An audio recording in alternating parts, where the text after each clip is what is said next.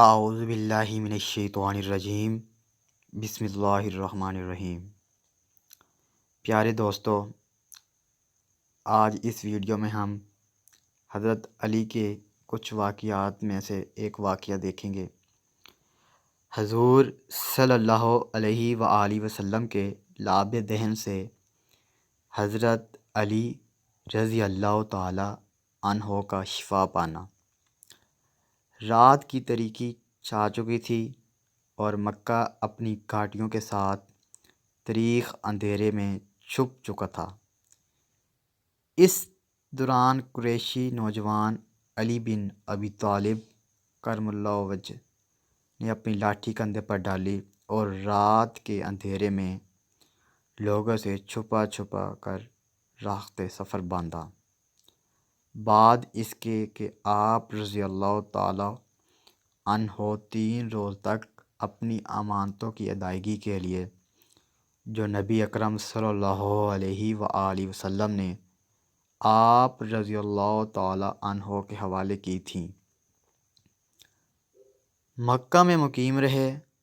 وہ نوجوان بالا تر دو اور بالا خوف جرأت مندی کے ساتھ سفر طے کرتا رہا۔ رات کو سفر کرتے اور دن کو کہیں روپوش ہو جاتے، حتیٰ کہ آپ رضی اللہ تعالی عنہ مدینہ کے قریب پہنچ گئے۔ حال یہ تھا کہ پاؤں مبارک سوج گئے اور پھٹ گئے تھے جب نبی کریم صلی اللہ علیہ وآلہ وسلم کو آپ رضی اللہ تعالی عنہ کی آمد کا علم ہوا تو فرمایا، علی رضی اللہ تعالی عنہ کو میرے پاس بلاؤ۔ عرض کیا گیا کہ وہ تو پیدل نہیں چل سکتے، زیادہ چلنے کی وجہ سے ان کے پاؤں متورم ہیں۔